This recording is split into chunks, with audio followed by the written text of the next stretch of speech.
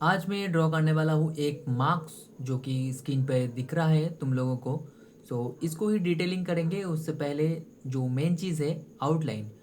अगर तुम आउटलाइन में ज़्यादा फोकस करोगे तो तुम्हारा ड्राइंग उतना ही अच्छा होगा।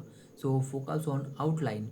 इसलिए मैंने बारीकी से ड्राइंग करने के लिए मैंने गाइड मेथड की मदद से लाइन खींच लिया है।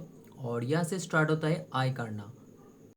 और ये जो ड्राइंग है पार्ट 1 होने वाला है और पार्ट 3 भी करेंगे, क्योंकि ये बहुत ही डिटेलिंग वर्क है। इसलिए स्लोली मैं यहाँ पर आउटलाइन करूँगा और शेडिंग भी स्लोली ही करूँगा, ताकि तुम सबको पता चले कितना टाइम लगता है और धीरे धीरे ही ड्राइंग अच्छा होता है। चैनल पे पहली बार जो देख रहे हो वो सब्सक्राइब कर सकते हो, ताकि आने वाला अपडेट तुम्हें मिल सके।